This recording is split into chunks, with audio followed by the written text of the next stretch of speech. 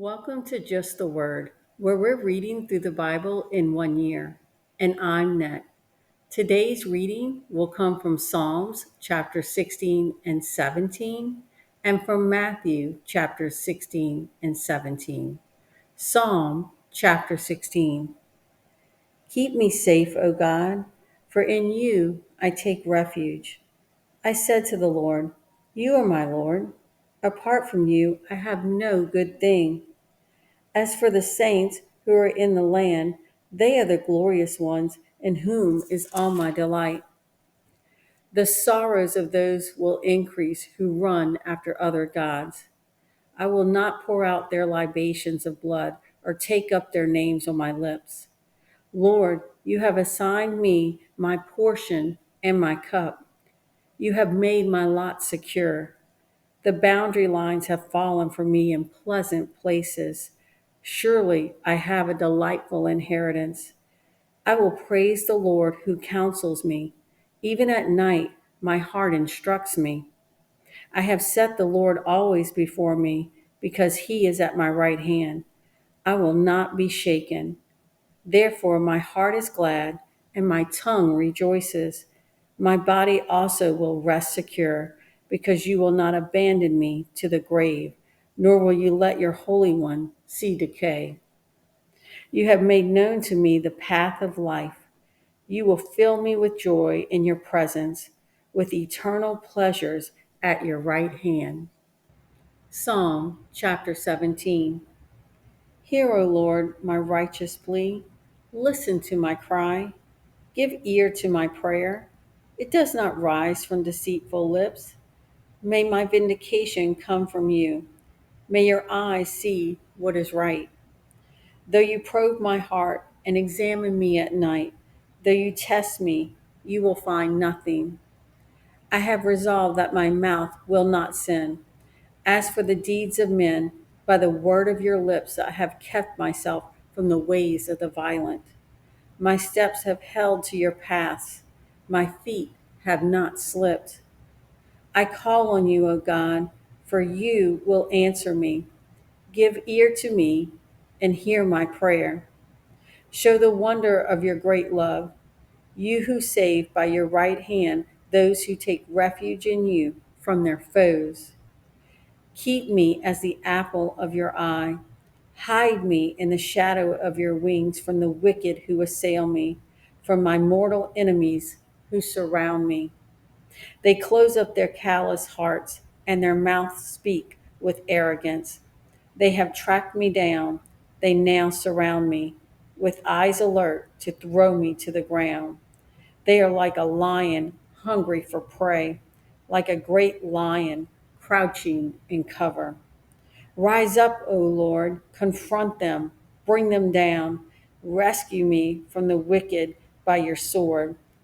O Lord, by your hand save me from such men, from men of this world whose reward is in this life. You still the hunger of those you cherish. Their sons have plenty, and they store up wealth for their children. And I, in righteousness, I will see your face. When I wake, I will be satisfied with seeing your likeness. Now we move to Matthew. Matthew chapter 16. The Pharisees and Sadducees came to Jesus and tested him by asking him to show them a sign from heaven. He replied, When evening comes, you say, It will be fair weather, for the sky is red. And in the morning, Today it will be stormy, for the sky is red and overcast. You know how to interpret the appearance of the sky, but you cannot interpret the signs of the times. A wicked and adulterous generation looks for a miraculous sign, but none will be given to it except the sign of Jonah. Jesus then left them and went away. When they went across the lake, the disciples forgot to take bread. Be careful, Jesus said to them. Be on your guard against the yeast of the Pharisees and Sadducees.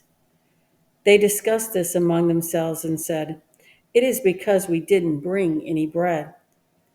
Aware of their discussion, Jesus asked, "You of little faith, why are you talking among yourselves about having no bread? Do you still not understand? Don't you remember the 5 loaves for the 5,000? And how many basketfuls you gathered? Or the 7 loaves for the 4,000? And how many basketfuls you gathered? How is it you don't understand that I was not talking to you about bread? But be on your guard against the yeast of the Pharisees and the Sadducees." Then they understood that he was not telling them to guard against the yeast used in bread, but against the teachings of the Pharisees and the Sadducees. When Jesus came to the region of Caesarea Philippi, he asked his disciples, "Who do people say the Son of Man is?" They replied, "Some say John the Baptist, others say Elijah, and still others Jeremiah or one of the prophets." "But what about you?" he asked. "Who do you say I am?" Simon Peter answered, "You are the Christ, the Son of the living God." Jesus replied, "Blessed are you, Simon, son of Jonah, for this was not revealed to you by man, but by my Father in heaven. And I tell you that you are Peter, and on this rock I will build my church, and the gates of Hades will not overcome it. I will give you the keys of the kingdom of heaven. Whatever you bind on earth will be bound in heaven, and whatever you loose on earth will be loosed in heaven." Then he warned his disciples not to tell anyone that he was the Christ. From that time on, Jesus began to explain to his disciples that he must go to Jerusalem and suffer many things at the hands of the elders, chief priests, and teachers of the law, and that he must be killed and on the third day be raised to life. Peter took him aside and began to rebuke him.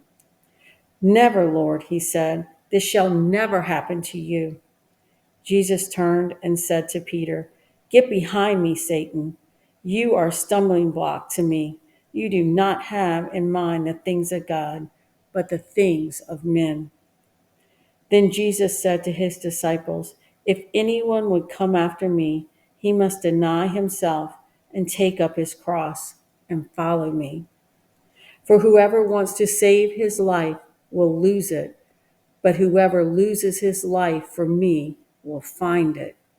What good will it be for a man if he gains the whole world, yet forfeits his soul?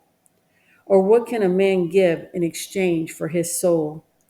For the Son of Man is going to come in his Father's glory with his angels, and then he will reward each person according to what he has done. I tell you the truth, some who are standing here will not taste death before they see the Son of Man coming in his kingdom." Matthew chapter 17. After 6 days, Jesus took with him Peter, James, and John, the brother of James, and led them up a high mountain by themselves. There he was transfigured before them. His face shone like the sun, and his clothes became white as the light. Just then there appeared before them Moses and Elijah talking to Jesus. Peter said to Jesus, "Lord, it is good for us to be here. If you wish, I will put up 3 shelters, one for you, one for Moses, and one for Elijah." While he was still speaking, a bright cloud enveloped them, and a voice from the cloud said, "This is my son, whom I love. With him I am well pleased. Listen to him." When the disciples heard this, they fell face down to the ground, terrified. But Jesus came and touched them. "Get up," he said. "Don't be afraid." When they looked up, they saw no one except Jesus.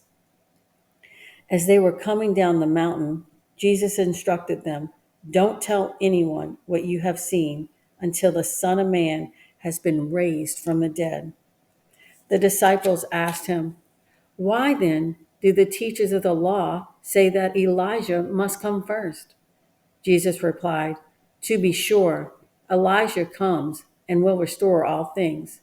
But I tell you, Elijah has already come, and they did not recognize him, but have done to him everything they wished. In the same way, the Son of Man is going to suffer at their hands." Then the disciples understood that he was talking to them about John the Baptist. When they came to the crowd, a man approached Jesus and knelt before him. "Lord, have mercy on my son," he said. "He has seizures and is suffering greatly. He often falls into the fire and into the water. I brought him to your disciples, but they could not heal him." "O unbelieving and perverse generation," Jesus replied, "how long shall I stay with you? How long shall I put up with you? Bring the boy here to me." Jesus rebuked the demon, and it came out of the boy, and he was healed from that moment. Then the disciples came to Jesus in private and asked, "Why couldn't we drive it out?" He replied, "Because you have so little faith. I tell you the truth. If you have faith as small as a mustard seed, you can say to this mountain, 'Move from here to there,' and it will move. Nothing will be impossible for you." When they came together in Galilee, he said to them, "The Son of Man is going to be betrayed into the hands of men. They will kill him, and on the third day he will be raised to life." And the disciples were filled with grief. After Jesus and his disciples arrived in Capernaum, the collectors of the 2 drachma tax came to Peter and asked, "Doesn't your teacher pay the temple tax?" "Yes, he does," he replied. When Peter came into the house, Jesus was the first to speak. "What do you think, Simon?" he asked. "From whom do the kings of the earth collect duty and taxes? From their own sons or from others?" "From others," Peter answered. "Then the sons are exempt," Jesus said to him. "But so that we may not offend them, go to the lake and throw out your line. Take the first fish you catch, open its mouth, and you will find a 4 drachma coin. Take it and give it to them for my tax and yours." Thanks for joining Just the Word. See you tomorrow.